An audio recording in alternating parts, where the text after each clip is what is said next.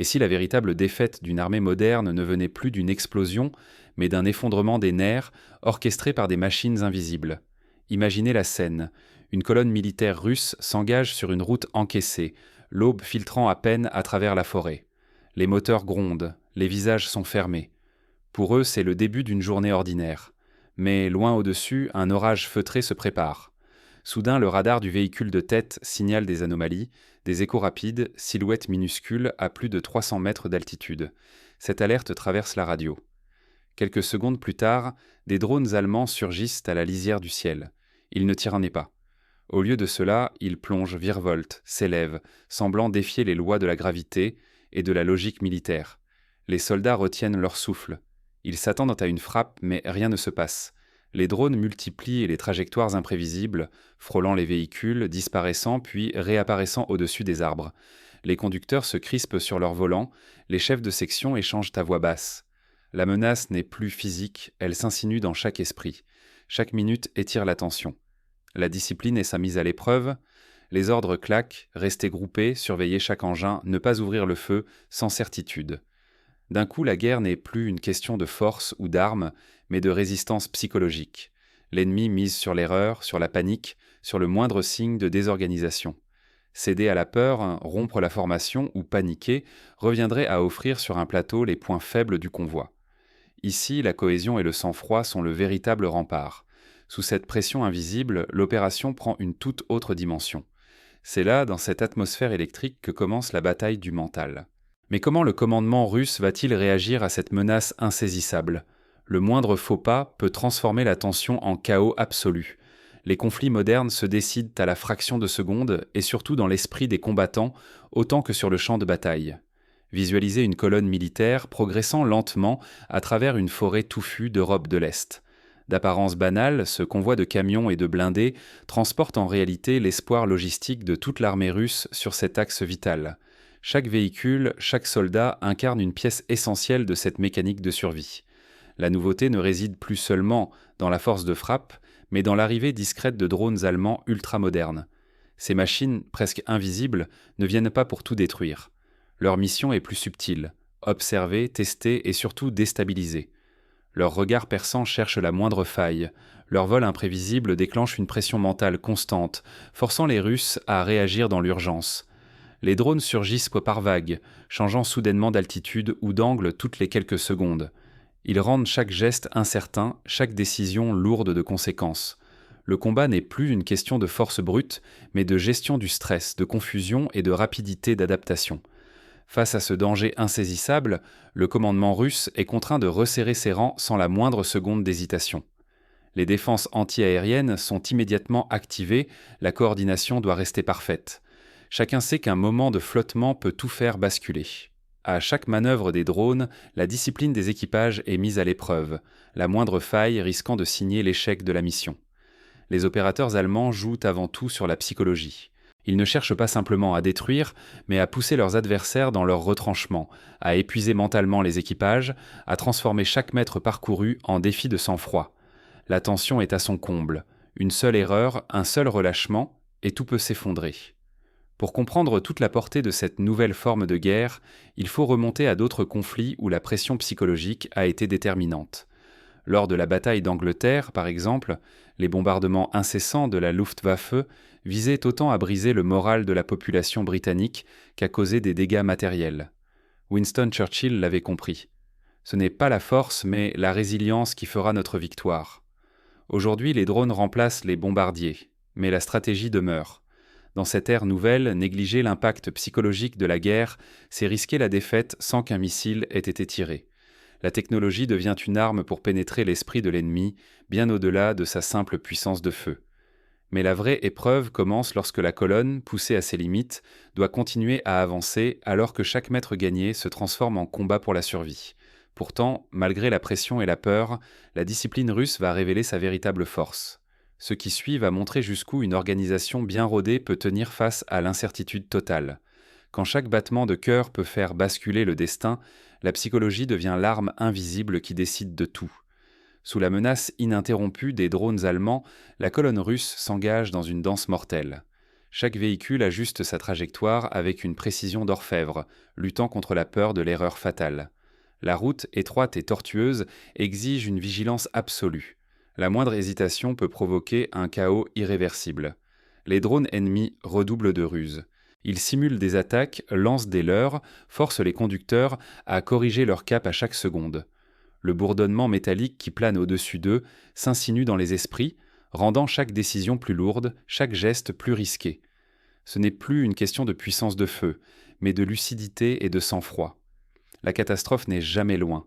Un blindé s'égare sur une nappe de boue, dérape, frôle son voisin à un souffle près. Le convoi retient sa respiration, les muscles tendus sous les uniformes, le silence du choc évité plane un instant. La panique n'est qu'à une pensée de s'emparer de tous. Le commandant tranche, implacable. « Gardez les distances, priorité à la cohésion », gronde-t-il dans la radio. Chaque mot claque comme un avertissement vital. Plus rien n'existe que la discipline et l'écoute absolue des ordres. Chaque signal lumineux ou sonore devient une balise de survie. Pour ne jamais subir, les Russes ripostent en déployant leurs propres drones de reconnaissance.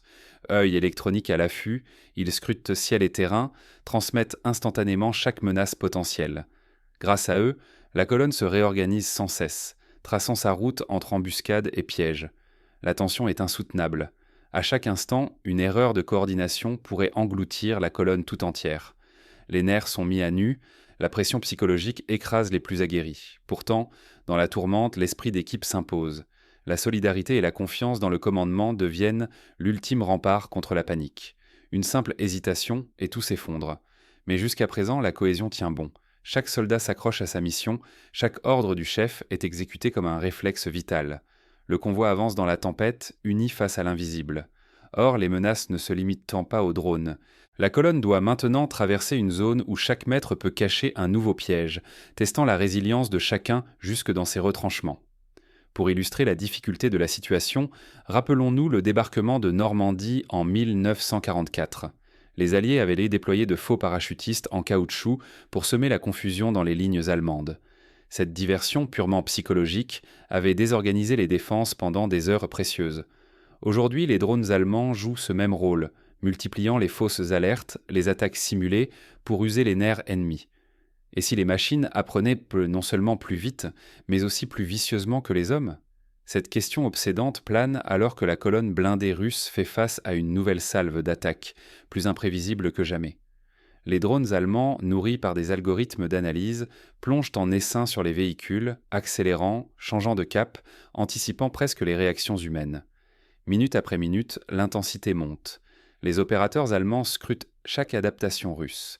Rideaux de fumée massifs, brouilleurs électroniques, déplacements entre les arbres, exploitation des moindres reliefs pour masquer la progression.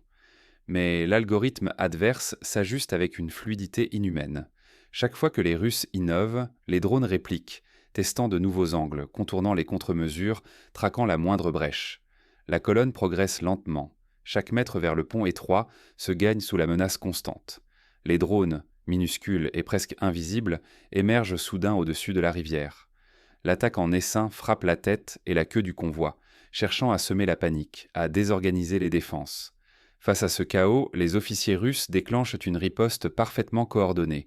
Système de défense rapproché activé, tirs croisés, redistribution instantanée des rôles. La discipline fait tenir l'ensemble, mais l'équilibre est plus fragile que jamais. Chaque hésitation est disséquée par les opérateurs allemands qui ajustent leurs drones à une vitesse qui dépasse presque la réflexion humaine. La tension est à son comble lorsqu'un drone parvient à franchir les défenses et fonce vers le poste de commandement mobile. Dans la confusion, un mécanicien repère l'anomalie et par réflexe lance une contre-mesure improvisée.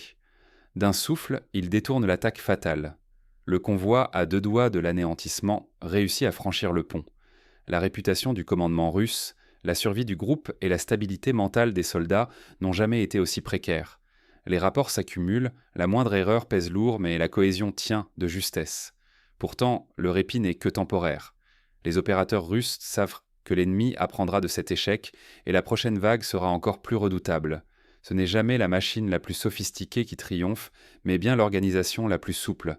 Cette opération l'a démontré sans appel. Lorsque les drones allemands ont fondé sur le convoi russe, les équipages n'ont pas seulement compté sur leurs armes.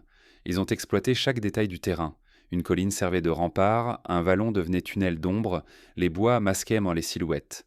À chaque relief, le convoi s'effaçait à la vue, semant le doute chez les opérateurs ennemis. Pourtant, la véritable percée a surgi d'un mot d'ordre simple, manœuvrer en zigzag. Transmise à toutes les unités en moins d'une minute par radio, cette directive a brisé la routine fatale de la ligne droite. Désormais, chaque angle, chaque détour imprévu brouillait les algorithmes de ciblage. Les frappes ennemies perdaient en précision, offrant aux Russes de précieuses secondes pour survivre. Ce succès n'est pas le fruit du hasard. Il repose sur l'alliance entre humains et machines. Les radars, les systèmes de brouillage et les artilleurs partageaient l'information sans attendre. Chaque décision était prise dans la confiance et l'urgence. La technologie se révélait outil, mais la discipline collective en faisait une arme. Tout au long de l'assaut, la lucidité du commandant a servi de boussole. Là où la panique aurait pu tout faucher, des consignes claires, une voix calme et une communication sans faille ont empêché la débâcle. Entre le vacarme des rotors et la menace invisible, garder la cohésion face à la peur a fait la différence. La leçon s'impose. La perfection mécanique ne remplace ni l'entraînement, ni l'instinct, ni l'adaptabilité. Ce modèle discipline, innovation, solidarité devient essentiel dans un monde où la technologie seule ne garantit plus la victoire. Savoir reproduire ces réflexes collectifs à tout moment décidera des succès de demain. Pour illustrer cette idée, reprenons l'exemple de la guerre du Vietnam. Malgré leur supériorité technologique, les États-Unis ont souvent été pris en défaut par la souplesse et la résilience des combattants vietnamiens, qui savaient s'adapter à chaque nouvelle menace. C'est cette capacité d'adaptation, bien plus que la simple force de frappe, qui finit par faire pencher la balance. Mais cette victoire ne marque qu'un répit. Déjà, sur les écrans de contrôle, de nouveaux signaux ennemis apparaissent. Dans la guerre moderne, le facteur décisif ne réside pas uniquement dans la technologie, mais dans notre capacité à encaisser ensemble l'imprévu. Face aux attaques de drones allemands, le convoi russe n'a pas survécu grâce à la puissance de feu ou à la sophistication des équipements. Ce sont la discipline, la gestion du stress et la coordination précise de chaque équipier qui ont fait la différence sous la pression. Quand tout vacille, le courage individuel cède la place à la force collective. La lucidité organisationnelle devient le véritable rempart. Oublier la dimension humaine du combat, c'est vouer ses forces à l'échec, quelle que soit la supériorité technique. L'histoire regorge d'exemples où des armées mieux armées ont été défaites parce qu'elles étaient désorganisées ou incapables de réagir face à la surprise. Aujourd'hui, l'arrivée des drones et de l'intelligence artificielle ne fait qu'exposer cette vérité avec plus d'intensité. La robustesse mentale reste le véritable bouclier des combattants. Prenons l'exemple de la bataille de Stalingrad, où la capacité des troupes soviétiques à maintenir la cohésion face à une pression extrême a permis de retourner une situation désespérée. Les bombardements, la faim, le froid, autant d'épreuves qui n'auraient pu être surmontées sans une organisation et une solidarité sans faille. Les drones d'aujourd'hui ne provoquent peut-être pas les mêmes destructions physiques, mais la pression mentale qu'ils imposent peut être tout aussi dévastatrice. Sur cette route forestière, il ne s'est pas joué un simple duel entre machines. C'est la preuve que la victoire dépendra d'abord de notre aptitude à fonctionner en équipe, à maintenir le lien sous la menace, à transformer la peur en action concertée. La moindre hésitation individuelle devient une faille, mais chaque réaction coordonnée rétablit l'initiative. Dans un monde où la guerre s'automatise et devient plus incertaine chaque jour, la vigilance, la résilience mentale et l'esprit d'équipe forment la première ligne de défense. Une colonne peut s'effondrer non seulement sous les frappes ennemies, mais par manque de coordination. La technologie offre des outils, mais la décision humaine reste souveraine. Pour renforcer cette capacité de résilience, il existe des méthodes concrètes à mettre en œuvre dès aujourd'hui. Premièrement, instaurer des exercices réguliers de gestion du stress, simulant des situations extrêmes avec des facteurs de surprise, permet d'habituer les soldats à réagir avec sang-froid. Deuxièmement, renforcer la communication interne par des procédures claires et des entraînements au partage d'informations limite la confusion lors d'une attaque réelle. Troisièmement, encourager la confiance mutuelle et la prise d'initiative à chaque échelon de la hiérarchie favorise la souplesse collective face à l'imprévu. Si nous négligeons la préparation psychologique et l'organisation, aucune avance technique ne pourra sauver nos forces du chaos. Perdre la maîtrise mentale, c'est perdre avant même le premier contact. Les conflits de demain ne se décideront pas uniquement à la puissance de feu, mais à la capacité de travailler ensemble dans l'incertitude. Il est temps de repenser la formation, d'investir dans la cohésion mentale, de préparer chaque unité à encaisser l'inattendu. Le courage n'est pas d'affronter seul la tempête, mais de tenir la ligne ensemble lorsque tout menace de s'effondrer. Restez vigilant.